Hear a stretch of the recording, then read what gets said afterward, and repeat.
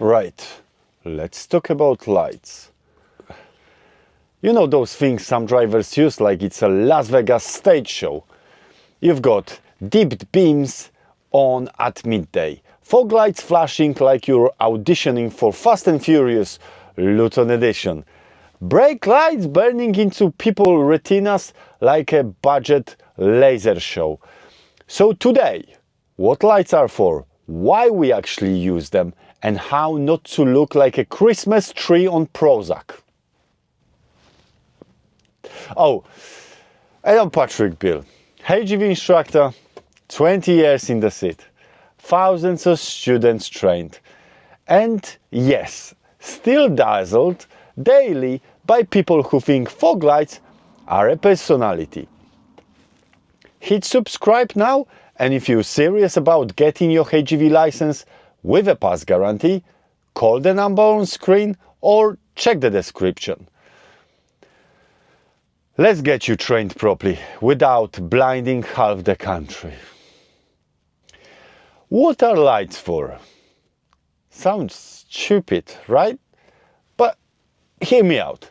Lights have one job: help you see and help others see you. That's it. That's the tweet. Now, modern trucks are clever. Automatic lights, daytime running lamps, all the tech. The truck is already visible. You're driving a 44-ton brick with side markers the size of Blackpool illuminations. You don't need to whack the dipped beams on at 2 p.m. in July. You're not more visible. You're just frying the eyeballs of every poor sod around you. Why lights can be a nightmare? Here's the thing. Dip lights on a lorry sit higher than car headlights. So when you whack them on in bright daylight, guess what? You're not helping anyone. You're just dazzling people's mirrors. Then there's the fog light brigade. Every town's got one. Bit of drizzle, fog lights on.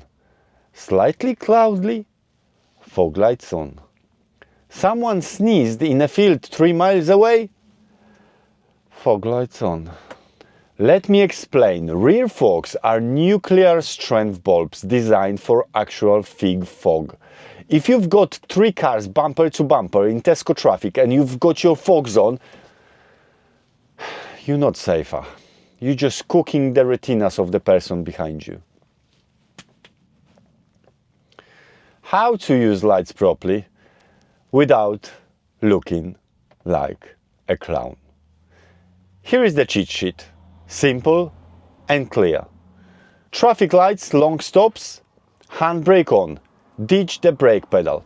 Don't sit there with your brake lights searing red into someone's eyes for 5 minutes straight. Roundabouts, junctions, short stops, leave the auto lights alone. Don't faff about with handbrake and fogs like you're running the cockpit of a Boeing 747. Fog lights? Only in actual fog. You know when you can't see more than 100 meters ahead.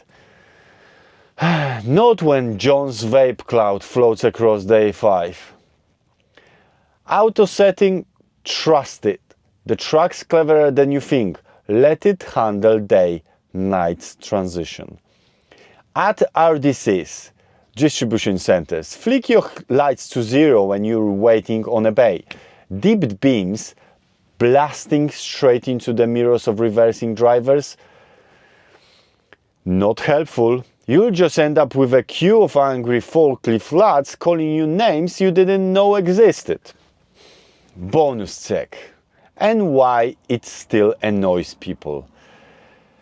Modern trucks are getting fancier. Automatic main beam that dips for oncoming traffic. Digital mirrors that adjust glare.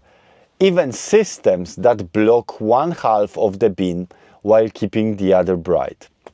All clever stuff. But there's the kicker.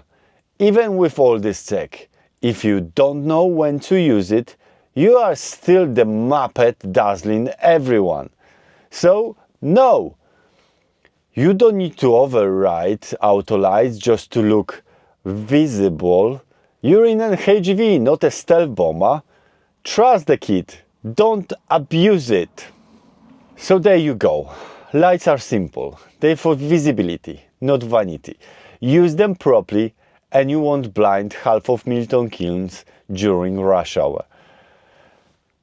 If you found this useful, hit that subscribe button. And if you're serious about training properly, with a pass guarantee, call the number on screen or check the description. Because lights can make you visible, but good training makes sure you're not memorable for all the wrong reasons.